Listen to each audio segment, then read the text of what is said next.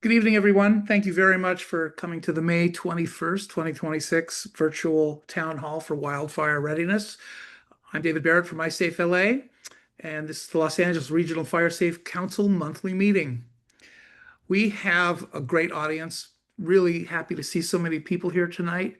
And I think there's going to be a wonderful opportunity for us to share some very, very useful information. It's going to be a pretty busy event, and we're going to make sure that we keep it under 90 minutes like we always do, but we're gonna have a lot to share.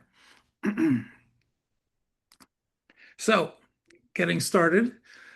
Just as a reminder, we use QR codes to share information about access for various things and what may or may not happen. And you can use your phone's camera to access content, but we'll have something else to share about that relative to if you need to find things or you want to figure out what's going on afterwards. So here's an example of a QR code on the screen, but we also have the link. So you can visit our website at any time that you like. One of the things that's really important when we have these meetings is that we're all on the same team, so to speak. We all have the same interests. We all want to see a safer community, and we all know that there's a lot of challenges. With that in mind, if there are issues that need to be discussed offline or we have things we don't agree about, there's a nice way to do it. And let's just make sure that we're nice to each other and that we support the overall mission of resiliency. So tonight's agenda, a couple of opening remarks, a brief update on what's going on with the NFPA Firewise initiative. There's been a lot of curiosity about some of the things there. We're going to have an update on Zone Zero. We're going to talk about the active wildfires in Southern California and the dangers of breathing smoky air. This is obviously a big issue for us. And then we've got two special presentations, Nurit Katz from UCLA and Alex Mohammed from FireScore AI. These are both going to be very, very good, interesting presentations about people's experiences and how we can change things for the better on multiple levels, whether it's an entire community or down to a single home. And I think you'll find what we're going to talk about pretty interesting. So some opening remarks from me real quick. I'm not going to take a lot of time with this, but it's just important for me to share with you that all of the past town halls for events we've done are now online. So you can go back and watch video of and listen to audio of any of our past elements that we've recorded. And I think it's a really terrific thing for us to be able to see. Our home hardening website and smartphone app officially launches on June 15th. For those of you that have been participating in the public beta, thank you very much. It's proving to be very valuable, and we're getting a lot of terrific feedback from people who are using it. If you're not aware of what this application does, is it allows you to track all of the activities that you take to create more defensible space or to harden your home. And in so doing, you can keep your receipts, take photographs of everything, and then have a report that you could create to other folks. And the application is free. It's available for iOS now, and it will be available for Android as well later in the summer. I saved the date, June 27th at the Autry Museum. That's going to be called Wildfire Day LA. It's a little different than any kind of wildfire fair we've done in the past. This is going to be a morning event with a free pancake breakfast for everyone. This is really oriented around families and kids. Free fire safety books for kids, free story reading, all kinds of things for them to do. We're going to have classes related to home hardening and defensible space. There'll be a gathering of fire safe councils and NFPA Firewise sites, and a whole bunch of people with information that'll help you do things. The LAFD is a key partner. We're working on this with Council District 4, with the Hollywood Hills Fire Safe Council, with a number of other folks. It should be a really well-attended and fun event, and we want everyone to think about coming. The idea of doing it in the morning is, since it's on a Saturday, let's get together and let's learn some stuff. And by noon, let's go out and spend the rest of our day doing whatever we need to do. We don't want you to have to feel that this takes up your entire day. So let's move forward with a brief update on what's going on with Zone Zero. Dave Lefkowitz, often goes by Lefty, has an update that he could share with us. Lefty, it's all yours. I'm going to be brief, but if anybody wants additional information about Zone Zero and I could be helpful to them, I can always be reached at info, I-N-F-O, at themca.org. I'm the president of a community association called the Mandeville Canyon Association, MCA, and I have been deeply involved in the Zone Zero issue since it sort of surfaced last spring. Uh, Last fall, it seemed certain that there was going to be a single set of statewide regulations passed by the Board of Forestry. And if not, the legislature had passed a bill called AB 1455, which, if the Zone Zero Committee of the Board of Forestry hadn't finished their deliberations, would have given the Board of Forestry unfettered abilities to implement any Zone Zero regulations they wanted. But sometime between the fall and the winter of 2025, the momentum to move forward on these one-size-fits-all regulations stalled. And the Board of Forestry announced that they weren't going to have any more meetings. They weren't going to use the emergency authority vested in them by AB 1455, and they were going to hold another meeting in the spring. That meeting was held in Calabasas in April, where they unveiled for the first time a new plead is draft regulations, that created a great deal more flexibility. There was the ability to have some types of plant and ground cover in Zone Zero. This plead was much more permissive, much more tolerant, much more kind to trees. I think there's no doubt about that. And it also broached the possibility of local control, where local municipalities could promulgate local regulations called alternative methods that had the same intended impact as the state guidelines. There was another Zone Zero meeting last Friday in Los Angeles, convened by Assembly Member Caloza, where there was one Zone Zero board member and the executive officer of the Board of Forestry and their key advisor. And in that meeting, they talked about how, one, there was no one-size-fits-all approach that would work in the state of California. Two, that home hardening was essential, and that home hardening had to be a part of any solution, as well as vegetation management, although they reiterated that there was no way for them to include in their regulations anything that had to do with home hardening. And three, they started not sort of tiptoed around the issue of affordability. That is still an issue where the Board of Forestry has not yet been forthcoming about what the real, true, likely cost to homeowners will be of Zone Zero compliance. That's the quickest summary that I can imagine, because I know how important time is today, and there are other more important speakers than me. David, do you want me to take questions, or you just want to refer people to me after the meeting? If anyone has a question right now, we could take two or three. If you want, if you have a question for Lefty, please raise your hand and that'll let us know who you might be. And while we wait for that, I'll just let you know that Lefty is part of a cadre of about a dozen active people who've really made a difference in getting the Board of Forestry to pay attention. I know our letter last April had over 700 signatures, and it also, I think, had some influence on them.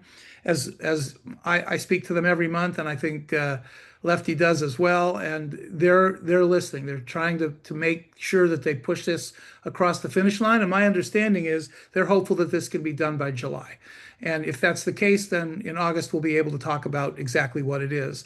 I'm not promising that because I'm not part of the board, and secondly, they haven't been able to meet their deadlines so far, but they haven't been able to meet them for good reason. It's because they know that it's going to take some more time for us to be able to work this stuff out. So having said that, I don't see any hands up right now, so we're going to move on. Thank you, Lefty. Really appreciate it. And I think the next thing that we're going to talk about is a brief update on Firewise. So I had the opportunity to meet with Michelle Steinberg, who's the head of the wildfire division of the National Fire Protection Association. And the Firewise initiative is often misunderstood, particularly when we deal with some of the groups that are interested in starting them in Riverside County and some here in Los Angeles County. Overall, it's making a huge difference in terms of the overall reaction from community members to do something about their community. But there's some things that I think need to be stressed. And one is the goal for Firewise is to get a community together. It's not about an individual home. It's not about some person's individual defensible space or home hardening it. And a good example of why that's important is if we were in Florida where there's hurricanes, or if we were in Kansas where there's tornadoes, and let's say I lived in one of those places or you lived in one of those places and we hardened our home, but our neighbors on either side of us did not, and a hurricane blew through in Florida or a tornado blew through in Kansas or Missouri, our neighbors would be gone, but we would still be intact. But in California, if we harden our home and our neighbors don't harden their homes, we could all lose our homes from a wildfire. And so the emphasis about community is really, really important. And I've had a lot of people say, I want to be part of a Firewise community so I can get a discount on my insurance. And Michelle was adamant with me, and I fully agree with her, that the NFPA Firewise initiative is not about insurance discounts. You might obtain a discount because you're part of Firewise, but Firewise is not the mechanism or the path to get there. In the state of California, there's a Ready for Wildfire framework from the Department of Insurance, which includes the opportunity for people to be part of a Firewise network and for admitted insurers to provide discounts. But many of them are not great. There's two or three companies that will give you $1 a month. Some of them will give you $10 a month. So it's if they're charging you thousands of dollars, that's not much savings. But the point that I think we need to remember is the objective should not be to save a couple $100s. The objective should be to make sure we protect our homes. And for me, that means that we're protecting 600,000 to millions of dollars. And an example for that would be in Altadena, for those individuals that are getting paid by their insurance companies to rebuild, the average gap between what they're paid and the cost to rebuild is $600,000. And we've evaluated the same thing in the Palisades, and it could be several $1,000,000 relative to a gap, particularly for people that are on the FAIR plan. So the reason to be doing this sort of thing is so that we can help prevent the need to find extra loans or to deal with the challenges of rebuilding a home after a fire. And I know there are people on the call tonight that have lost their homes and are going through the process of rebuilding. And even if they're fully covered, it's a nightmare to have to manage and to have to think about. And I feel for everybody that has to deal with that. So think about it. We have now nearly 90 Firewise communities in Los Angeles County, whereas we only had 3 4 years ago. And so we're seeing some really good progress. But this is an important thing to remember. It's about you and your neighbors. We had a great meeting last night of the homeowner group in Brentwood on Bundy. And out of that meeting was 2 Firewise groups are likely to be formed. So there's a real lot of momentum, but we want it to be for the right reasons. All right. Active fires in Southern California. I don't want to spend too much time on the fires themselves because there's some other things about these fires that are worth talking about, but it's May. This is not typically when we would see active fires of this size in this area. Thankfully, there have not been high winds, but the the Bain Fire in Riverside County is in an interesting area. It's just under 1,500 acres as of earlier today. There's just a couple of evacuation orders. Most of them are warnings. It's about 40% contained and about 1,500 acres. So you can see it's got a very interesting footprint, and it's north of the 91. So if you're thinking about as you go east, a lot of the wildfire activity we see in Riverside is kind of south of the 91 along the 15. This is north near Jurupa Valley. In Ventura County, the Sandy Fire is over 2,000 acres.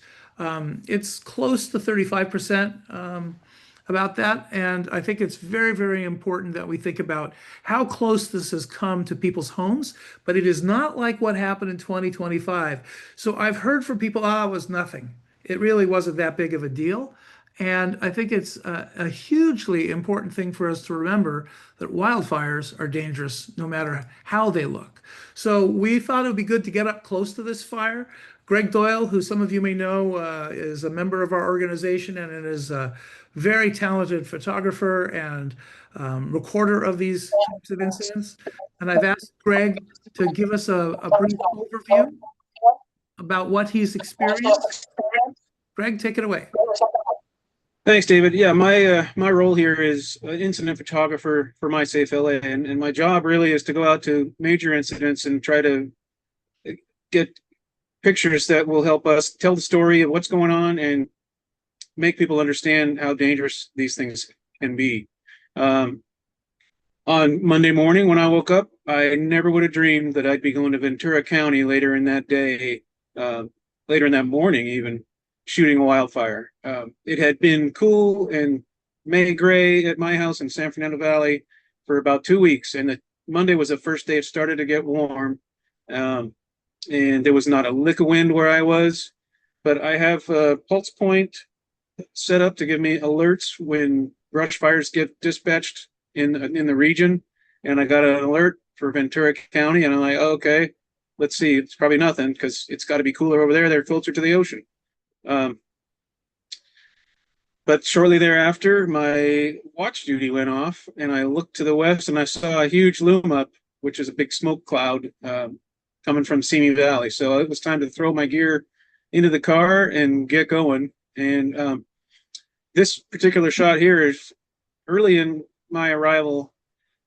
Behind this firefighter and behind me is a line of homes that were threatened by this hillside of looked like oat grass going up. Which it was burning pretty good. There was one firefighter there with a hose line, and there was one engine in that cul-de-sac.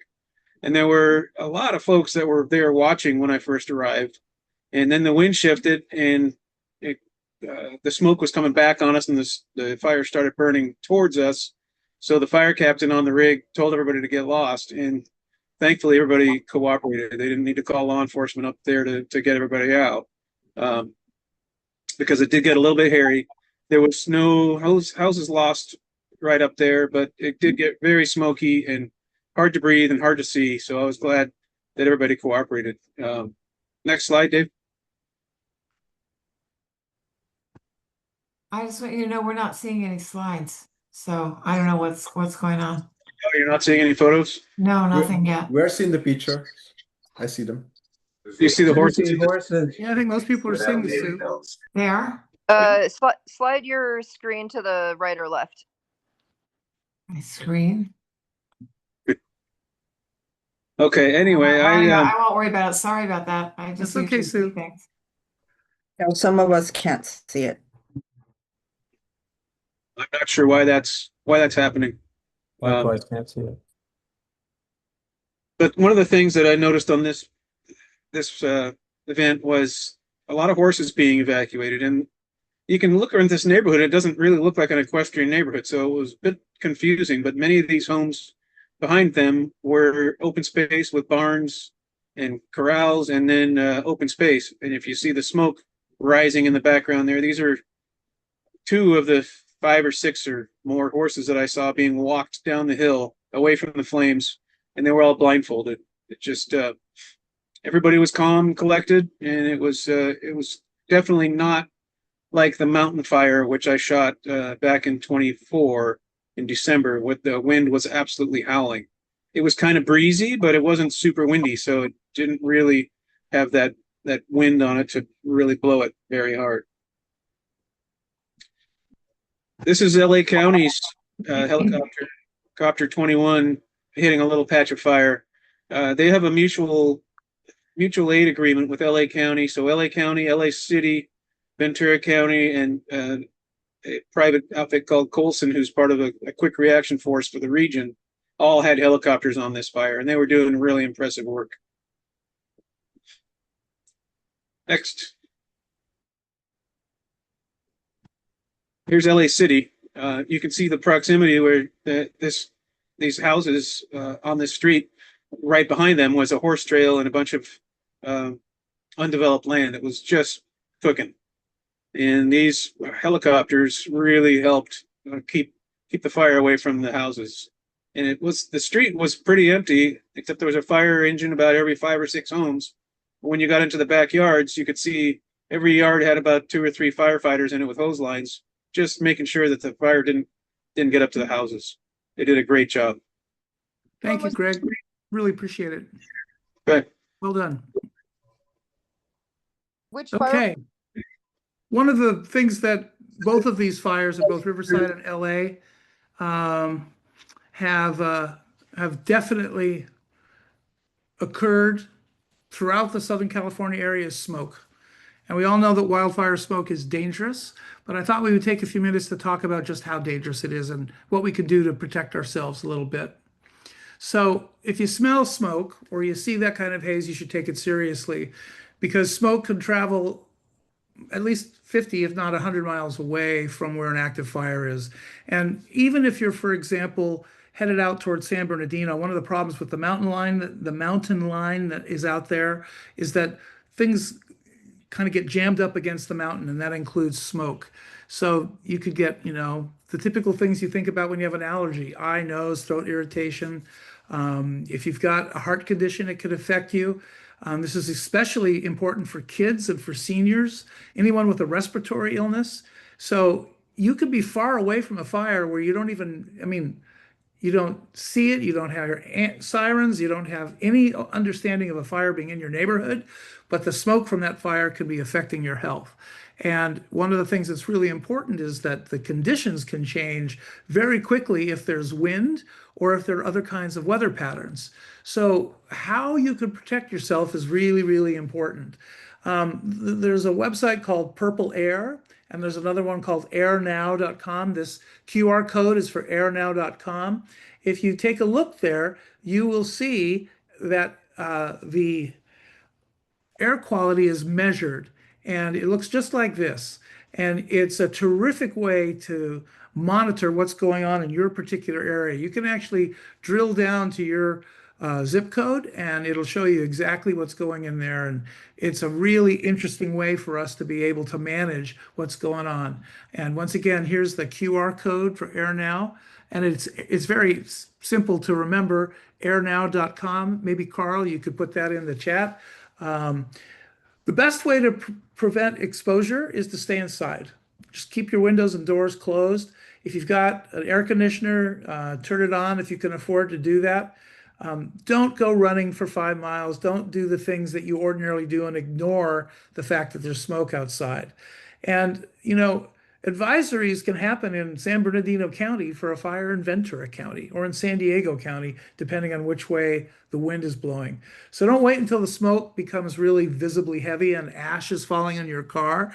A lot of these particles are so small that we can actually breathe them in and not even realize that that's what we're doing.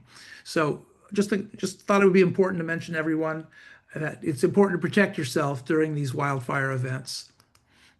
All right, so it's time for us to have some really good interaction with some of our guests. And I looking to see if I've got Nurit here. Nurit, are you around? I'm not seeing you. Can I hear you? Let me take a quick look and see if I see Nurit. I don't. So what we'll do is, hoping that she will show up shortly, we will go out of order. And let me just take a quick look at Ted. I do not see Nurit. That's really unfortunate. We talked this morning. She was all set to go. So let's move forward to a very interesting product, FireScore AI. Alex Muhammad has been unbelievably persistent and truly acting as an entrepreneur to make sure that his idea about changing the way that wildfires are managed and prevention is managed is extremely important in this regard. And I believe that you have a presentation to share. Is that right? Yes, I do. And thank you for the warm introduction. And I'm very happy and pleased to see you again, David. We just met recently, about maybe 10 days ago, and happy to meet everyone on the call. All right, so I'm stopping the sharing of my screen, and you should be able to share yours. All right, and I am sharing. everything look good? My screen is sharing. Looks good to me.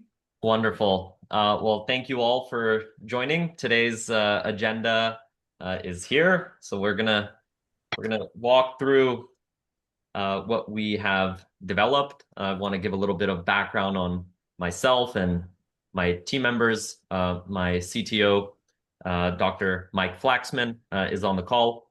He's a Harvard grad, former MIT professor, and he has committed himself to solving this technical problem, which is a global technical problem with fire.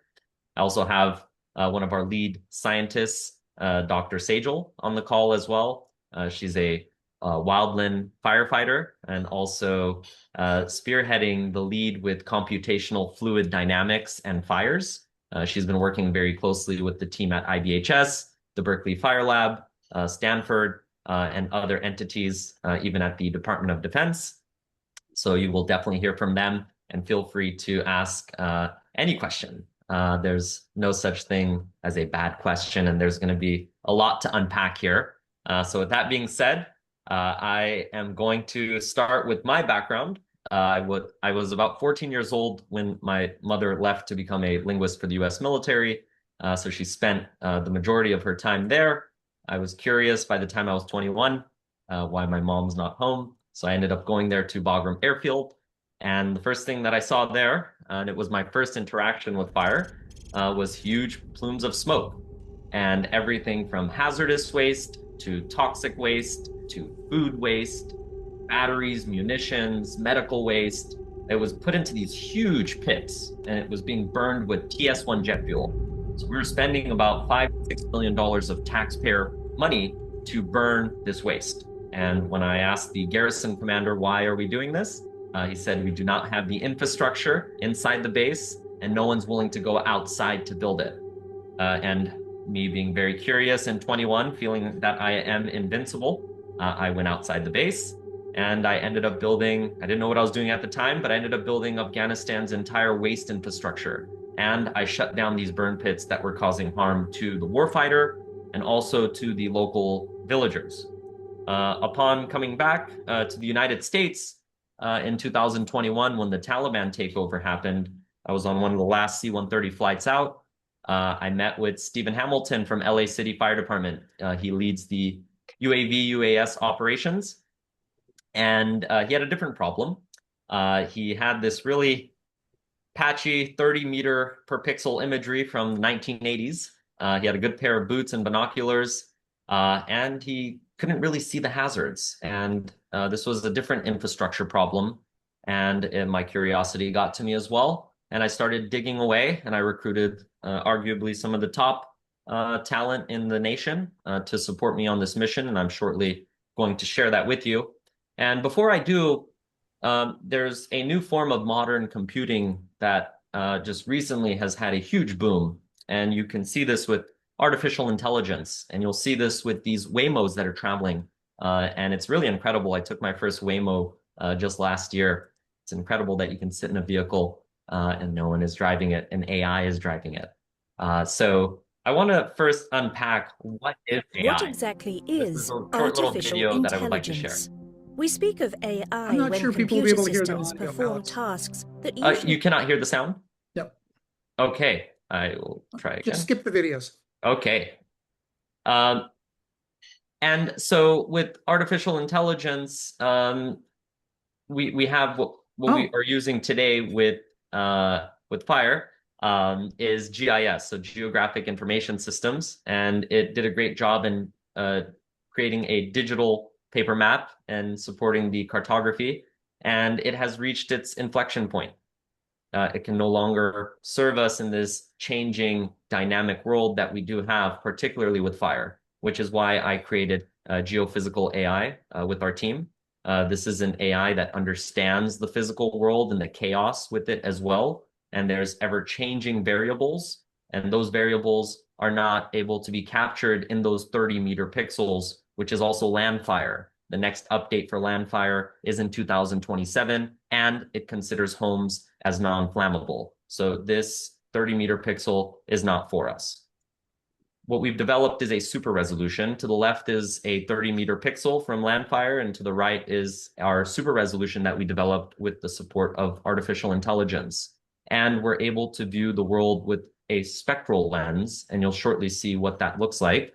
You're able to do vegetation indices, live fuel moisture, and it gives an update every 3 to 5 days every time satellite passes over. And getting that information into a format that is actionable to the firefighter, to the first responder, to the forester. And in the middle, that is the spectral lens that we're looking at. We want to view the world the way a hummingbird looks for nectar and how a bumblebee looks for pollen. And we want to see it within those wavelengths. And these wavelengths can identify stressed vegetation, can identify invasive species of vegetation, can find bark beetle infestation, can see whether a wooden fence has phosphorus treatment, yes or no, which is really critical because these variables are then put into a fire model, and a fire model that doesn't reason in 2 dimensions, but rather in 3 dimensions. And what's important here is that we're giving these tools so that we can build this intelligence layer with the firefighters. This is a firefighter augmented platform. This is a forester augmented platform. And we're validating the data to make sure that it's accurate. And our accuracy rates right now are within the low 90 percentile. The videos are a bit... You could play the video. You could play this video. Okay, yeah. Is the sound coming? Yeah. Yeah. This is LA City over in Sepulveda Basin. City Fire Department, Steve Hamilton here. I'm one of the lead pilots with the Los Angeles Fire Department. What we're doing today is we are using some multispectral and hyperspectral cameras to check the vegetation health. So there's some pretty sophisticated software that's starting to be developed now. It will look at the health of the brush and be able to determine the hazard, if it was to catch fire, what's going on, and everything in between. So what we're doing is we're using that technology today to try to drive this technology forward. So this information is going to go through a program called Gaussian Splat. We're going to end up sending that link over, and what that's going to allow everyone to do is look at the before the brush clearance and after the brush clearance and really check the vegetation and see the difference. This technology really utilizes every angle, moving forward, backward, sideways, taking a really good look at what the fire load potential is in an area. So we started a fire here and looked at how it would burn across the region. And we are using here as our main metric the flame length, because we know that in firefighting practice, below 4 feet is typical guidance for using ground crew to fight the fire. 4 to 8 feet requires mechanical equipment like a bulldozer and a bulldozer line. And above 8 feet, you've got to withdraw to the next ridge. You're not going to stop it on the ground until you get air support. And so the primary pattern, this is all grass and it's going to burn like grass fire. It's containable on the ground because it's under 4 feet. There's some little pockets that could use spot treatments, but overall not too bad. The thing that really rings out very, very clearly is the west side of this lake in the wildlife refuge is super, super high hazard. And so you see simulated flame lights here going up to 84 feet, which is insane. You also have a pocket of risk, moderately high risk along the road in the entrance here. And given that there's people using these roads and people mowing the roads and so forth, this area probably is an easy area to reduce risk that has high risk of actual ignition. But most of the action and most of the treatment, ultimately, if you want to protect the wildlife refuge, has to be focused on the west side of the lake, a little bit out.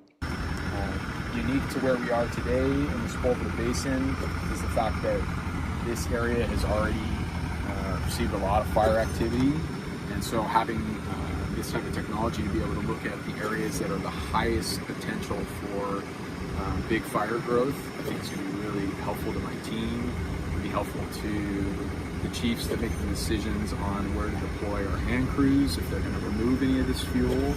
So it's really just an amazing tool that is really backed with a lot more technology than what we're accustomed to. But I think that it's the way of the future for sure.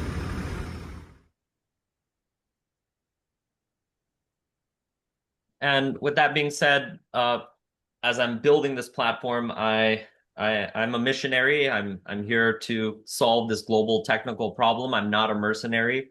And with that being said, my number one priority here is privacy and the community trust.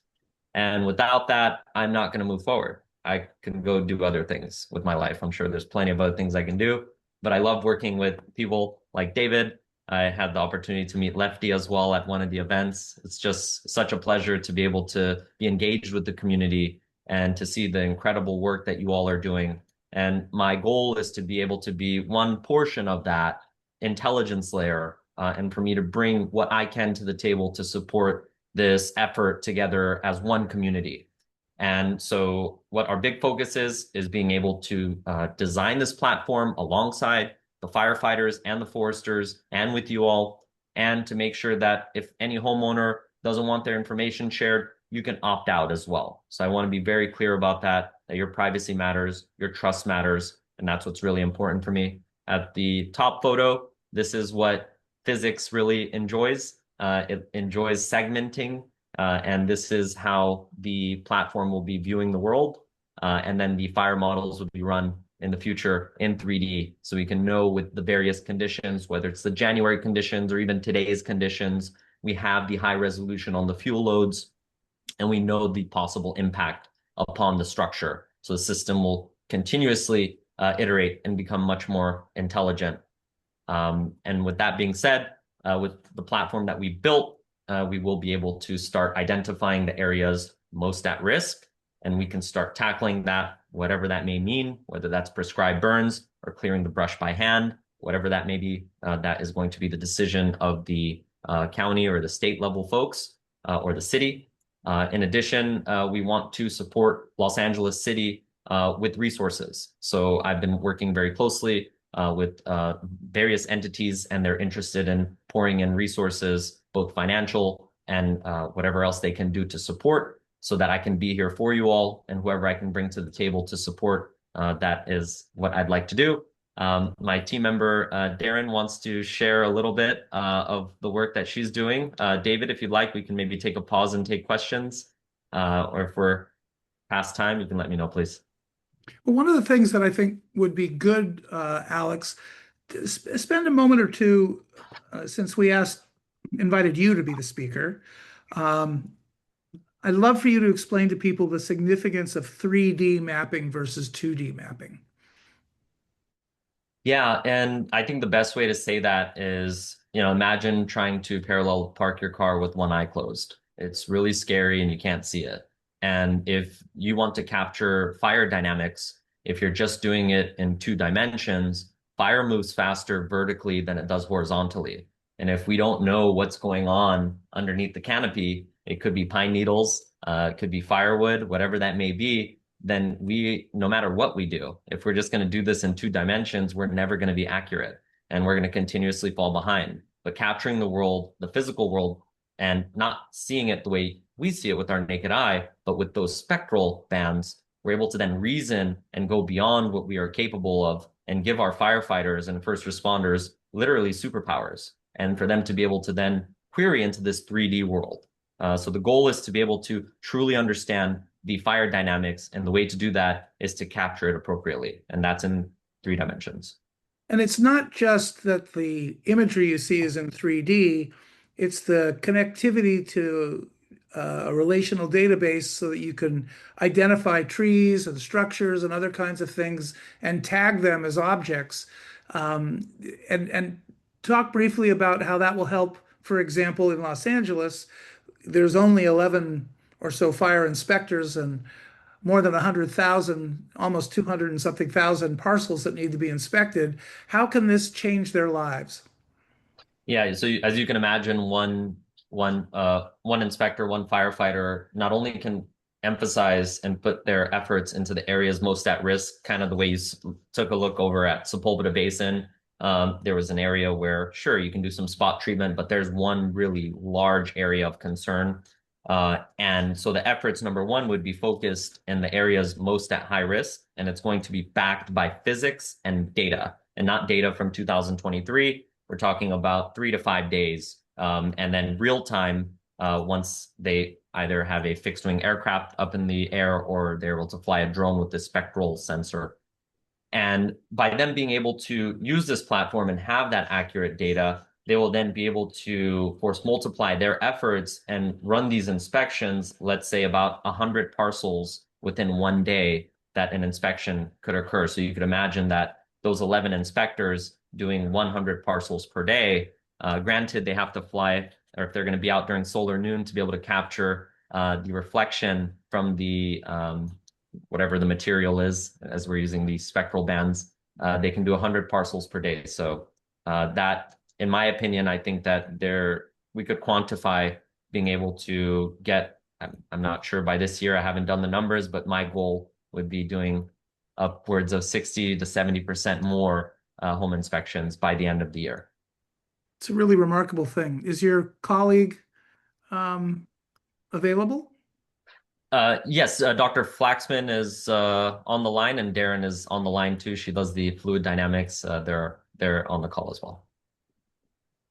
So who do you want us to listen to? Yeah, Dr. Flaxman, did you want to add anything? And then maybe we can push to... No, we can just see Darren's work, I think. I mean, I would just add to the latter part. Fire modeling has been done for 25 plus years, and the limiting factor about the accuracy of fire modeling is the data going into it. Right. And so that's why we've concentrated so heavily on what are the fuels. And of course, the thing that's tricky is that small stuff matters, right? Small dry twigs are more important than a redwood tree sometimes, right? And so it requires attention to detail in the mapping, and that's what we're trying to bring to the problem, basically. And Darren will show you some examples of how we calibrate what we're doing and make sure that we're correctly identifying the appropriate fuels. Darren, if you'd like, you're welcome to share your screen. Absolutely. It looks like I can start once yours. Perfect.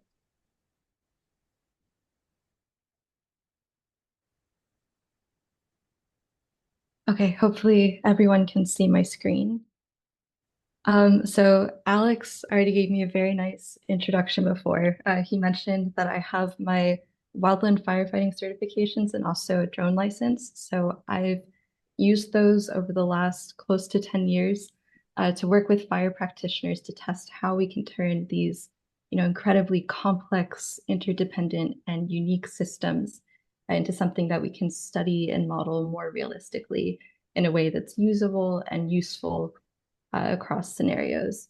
So to that end, I want to start off by saying that even the simplest fire systems are chaotic in the real world, and none of my videos have any audio, so if you can't hear anything, don't worry.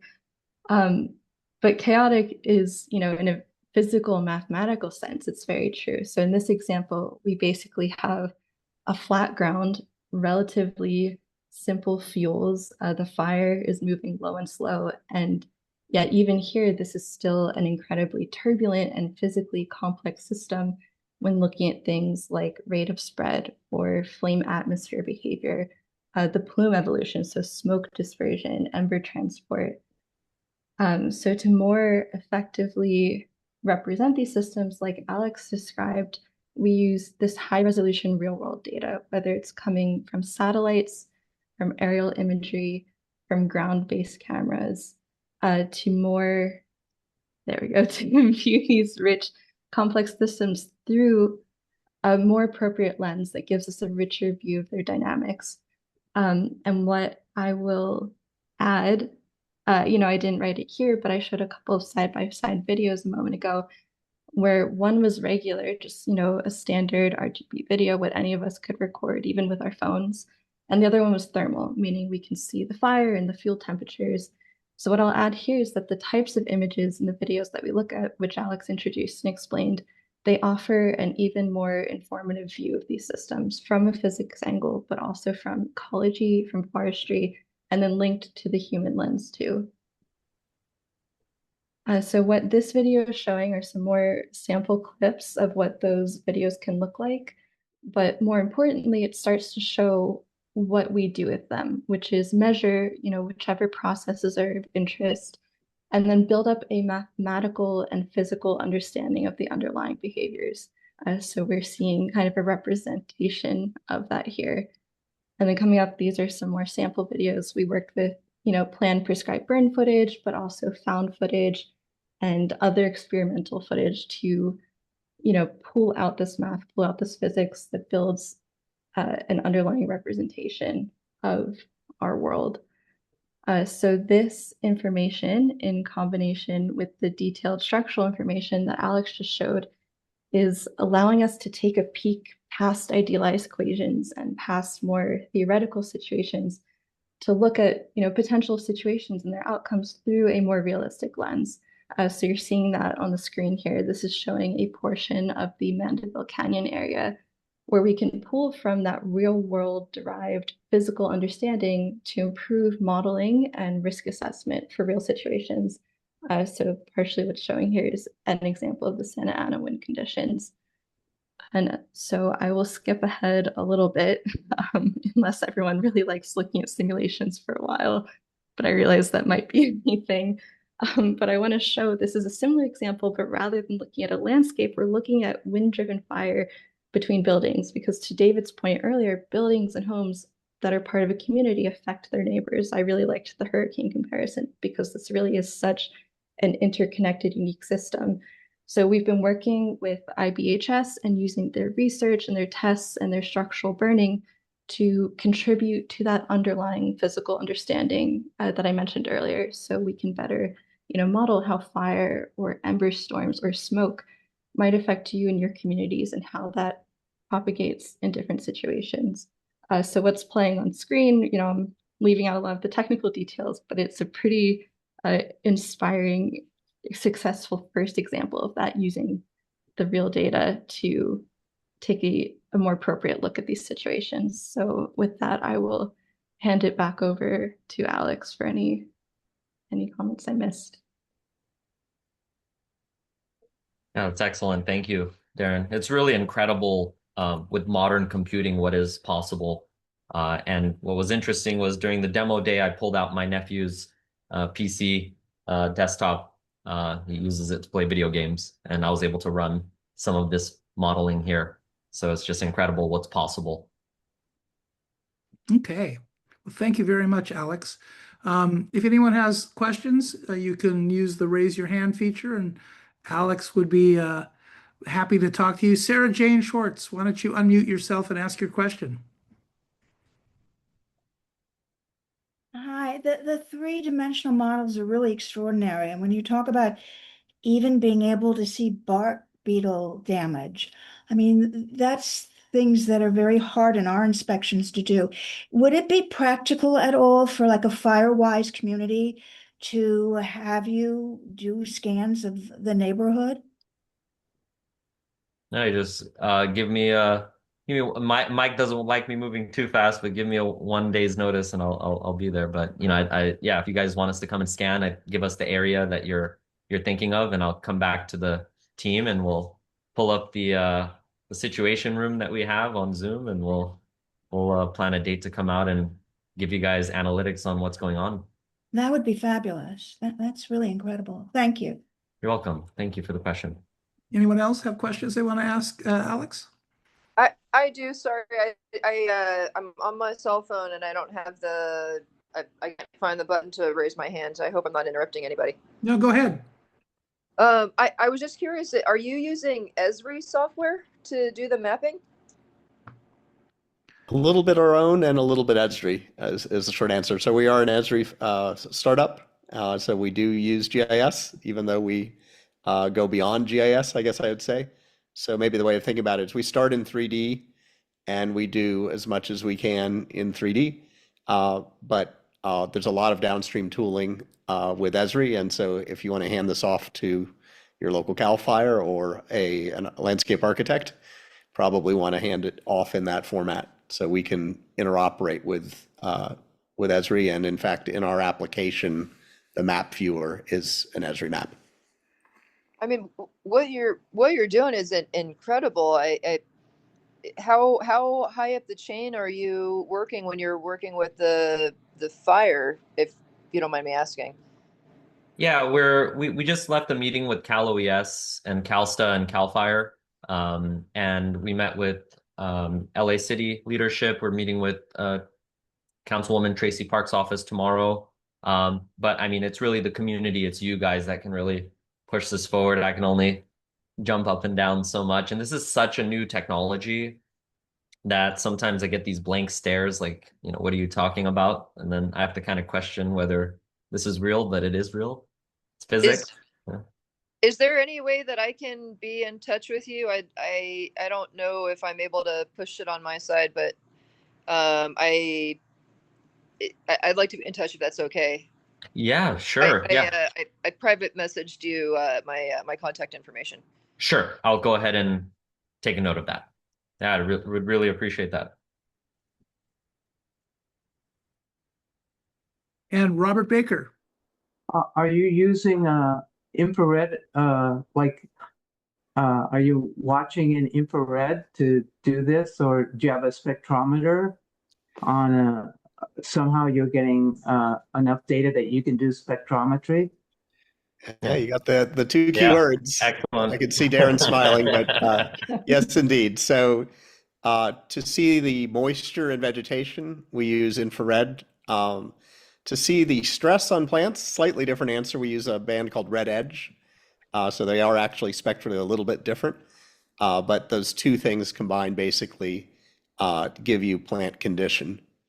And then in terms of spectrograph, most of the time we just use multispectral drones, but we do have a very cool new sensor from Sony that's about 1 inch cube that is a hyperspectral sensor. And so that runs, it is like a spectrograph, except it's got 2 million pixels.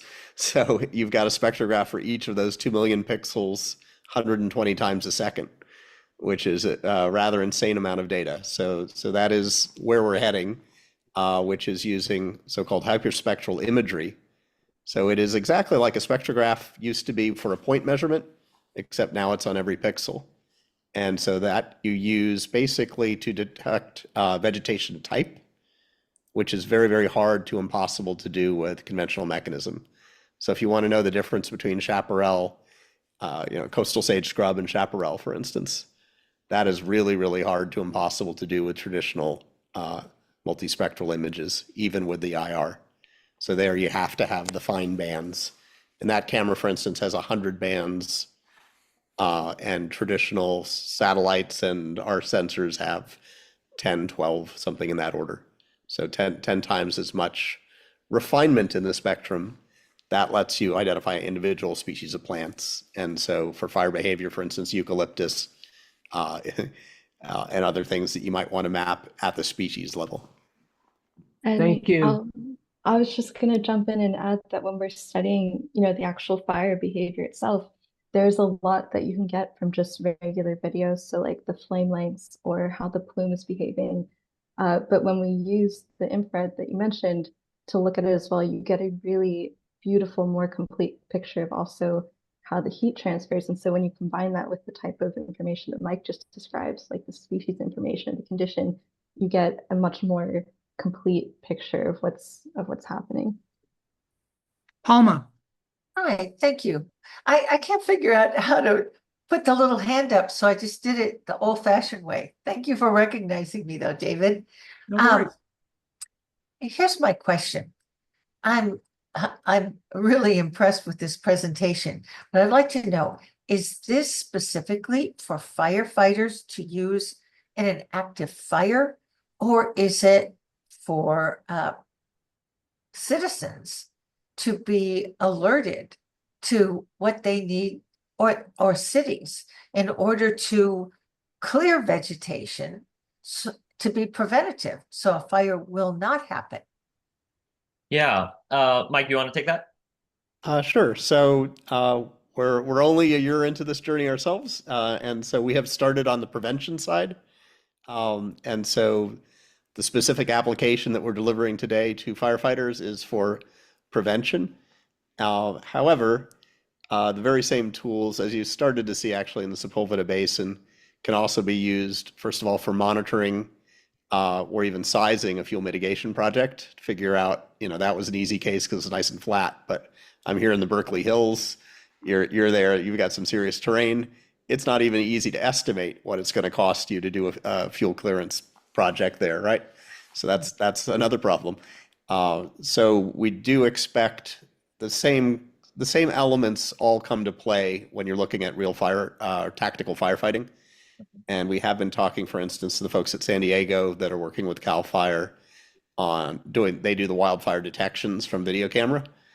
And the next thing you want to know, other than, you want to know weather and you want to know how the fire is going to spread, obviously. And so our vegetation mapping is key to that part, but we have to work with the folks that are doing the detection and doing the weather prediction, right? Because it's a three-legged stool, really. So yes, this will be useful in tactical firefighting as well. We haven't started there, but we know it will be useful there. We have time for one more. How about Pat Bates? Hi, I'm the chairperson of the Sepulveda Basin Wildlife Area Steering Committee. Would it be possible to get a presentation from these folks at our end of June meeting? Yeah, don't threaten me with a good time. I'm there, but We promise a good time. yeah, I'll be there. I'll be there. Okay. I'll put my contact info in the chat. Please, yeah. No, I'll contact you. That sounds terrific. Thank you very much to the FireScore AI team and to Alex. We really appreciate you being here tonight. I would note that we have Nurit now available, and I would love to give her the floor. If you have availability to do that, just let us know, and we'll be ready to get started with you. Nurit? Thank you so much. Can everyone hear me okay? Oh. Yep, you're there. We can hear you. Okay, great. Thank you. I am so sorry. I had a friend with an emergency tonight and was away from reception and everything. So really appreciate everyone's patience. I hope you were able to move forward with other presentations. And again, my apologies. So I'm Nurit Katz. I co-chair the Sepulveda Basin Committee with Pat, in fact. So nice to see that you're here tonight. But David invited me to come speak because I've been facilitating a working group at UCLA on defensible space that began with concerns around what the impacts of Zone Zero might be in urban Southern California. And so he asked that I share some reflections from that. I know this is a very well-educated group around fire, so I hope that these reflections are helpful, and I'm happy to answer questions. So I'm going to go off camera and share some slides.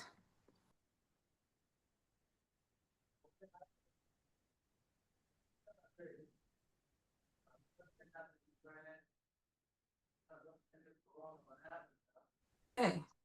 There we go. All right. So as I mentioned, we have a working group through UCLA that has been gathering to discuss impacts of Zone Zero and other wildfire resilience questions. It actually began because I had some concerns and questions and had colleagues from LA City and other organizations with questions. And I said, I'll host a call and bring us all together, and was expecting maybe 10 people, but I told everyone they could invite people they knew. And it was, I think, 120 people on that first call. So it grew from there. And over the months, we've been, hosting many different stakeholders, folks from different planning departments, elected officials, retired firefighters and fire chiefs, and just a wide range of experts and different perspectives. So it's been really informative and helpful, and happy to share a little bit. So, some of the concerns of the group originally were about the suitability of the initial proposed Zone 0 rules in an urban Southern California context. There was definitely a lot of the kind of initial Zone 0 proposal seemed to reflect more of a conifer forest model, and we've heard that concern from professionals as well. But the newly drawn fire hazard maps in Southern California, as many of you I'm sure are familiar, include very dense urban areas in Silver Lake and Chinatown, areas where the landscape is a very small area. You know, people may only have the 5 feet around their home where their entire landscaping is. And in the growing extreme heat with climate change here in Southern California, those plants, those trees play a very important role, and there's a significant cost to the community of removing them.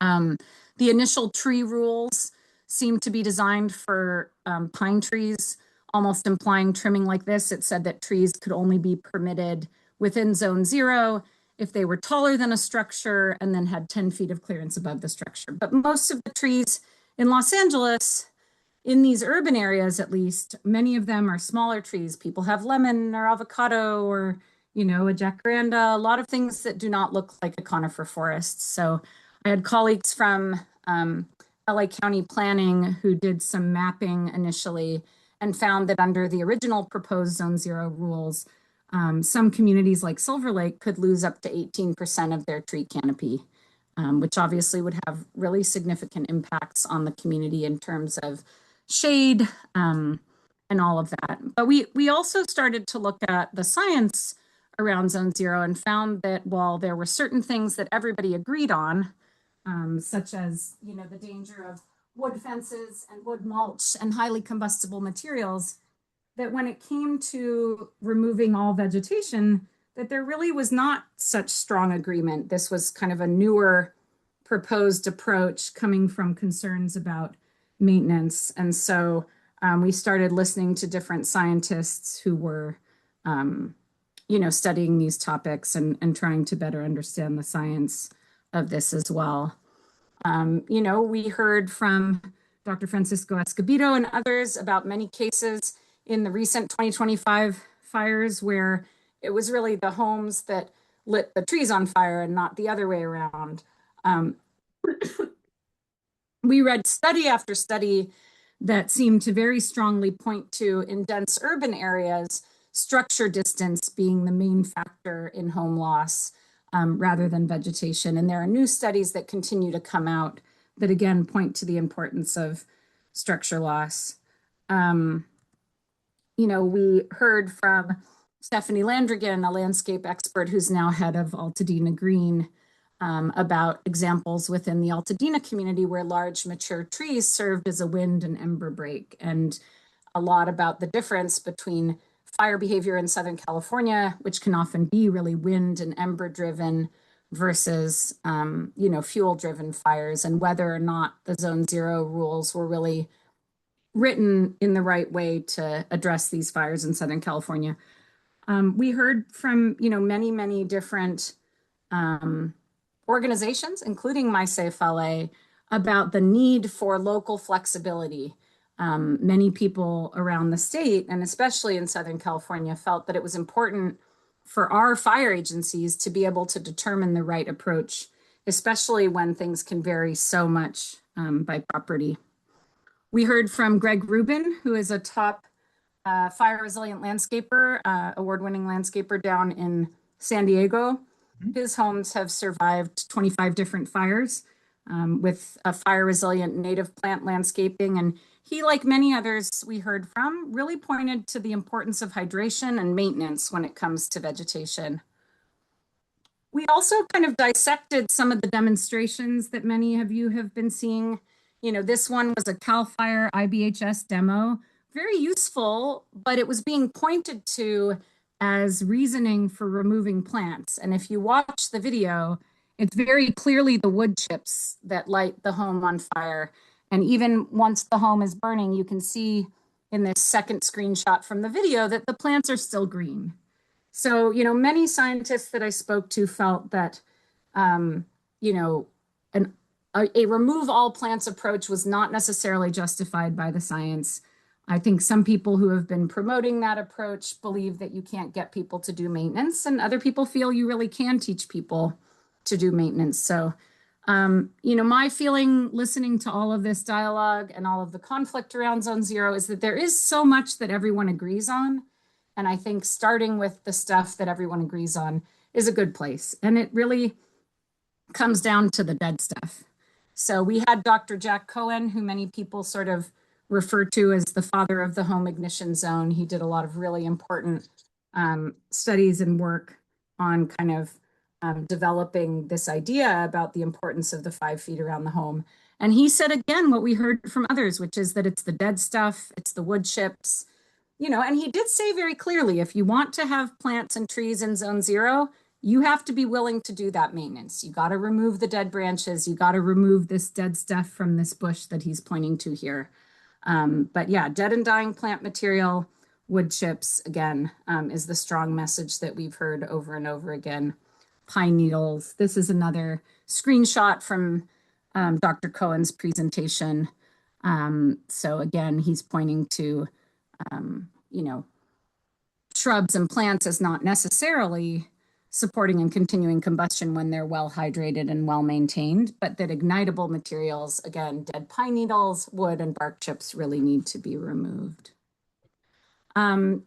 Chief Durbin has spoken publicly from LA County Fire and said very clearly how important it is to not prematurely remove trees and that you should talk to your fire inspector. So I would echo that message. I think, unfortunately, there's been so much fear in Los Angeles since the 2025 fires, and what community members have reported to me is sort of chainsaws ringing through the air all through the county of people removing trees and vegetation out of fear without really understanding kind of the complexity, which is very unfortunate. Our public health researchers at UCLA have shown that access to trees and green space actually impacts life expectancy. So, my hope is that all of this dialogue will continue. I think we've seen the Board of Forestry be responsive to some of these experts and continue to evolve these rules. And, LA City Fire and Pasadena and Glendale and others have passed motions to indicate that they really want a more local, based approach. And so I've found that encouraging. I think that we can figure out policies that will make us safer. So yeah, we have a lot of presentations. This was a slide that I created before Dr. Cope's presentation, but that May 11th presentation was recorded. This coming Tuesday, May 26th, we have Dr. Escobedo again with a new paper that he did, Socio-Ecological Impacts of the 2025 LA Fires. So this looks at different demographic factors. And then Monday, June 8th, our normal meetings are Mondays at noon. The Tuesday one is just because of the holidays. So June 8th, we're going to have Dr. Reed Kenny with a new study that basically showed that structure loss was mainly driven by building density in the Eaton and Palisades fires. He's with Cal Poly. And then June 22nd, Dr. Travis Longcore will preview some new research that's still going through peer review from the 2025 Eaton and Palisades fires. So I'd be happy to share recordings of prior presentations or welcome you to join the discussion, and really appreciate both your patience tonight as I was handling an emergency earlier, and I would welcome any questions. Thank you. Okay. Any questions from anyone? Kim Lorraine. It was just clapping. It wasn't a question. Oh, okay. Well, thank you. I hope the presentation was helpful. Good. We also have a folder of all the different scientific papers that we've been reading and discussing, which I'm happy to send people the link to, and also a collection of letters and reports and expert perspectives, including those which David has shared from MySafe LA. Robert Baker. Can you put the links in the chat, or a link? Yeah, I can share a few links in the chat. Give me 1 second. I'm going to go off camera to do that, but I'm still here and listening. Does anyone else have a question for Nurit? See, when you do a great job telling everyone about what is going on, people don't necessarily have to ask a lot of questions. So I think it's fantastic that we've been able to do this in the time allocated for us. I would let everyone know that this is something that we do every single month, and we're really excited about what's going to happen during the summer in terms of how we are able to make progress. So our next event will be on June 18th at 7 p.m. We're going to be announcing the schedule for our evacuation workshops. The NFPA conference is going to be in Las Vegas the week after this, and we're going to talk about our expectations for that conference. Fireworks in Los Angeles is a huge issue, and MySafe LA has been kind of leading the education and awareness charge for the last decade. And we have an entirely new program for this year, and we're going to talk about that. We're going to talk about what's happening in terms of projection of weather and risk over the summer. We will have a special guest that's not been locked in place yet, but we expect that we'll have it organized in the next week or 10 days. So we're really grateful for the time that you spend with us and hope that you find these monthly get-togethers to be useful to you. So thank you, and know that we are here for you if you ever have questions about anything, if you need home wildfire assessments, if you're working on developing a Firewise community and a number of other things, we want to be able to help you. So thanks very much. We appreciate your time tonight, and we look forward to seeing you in June, if not sooner. Thank you, everybody. Have a great night. Take care. Thank you so much. And I put the email and a few links in the chat for those who'd like to join any future presentations, including a webinar we did with some different scientists. So I look forward to the recording of this town hall since I had to miss a portion for an emergency. And thank you so much for hosting, David. Thank you, everybody. Have a good night.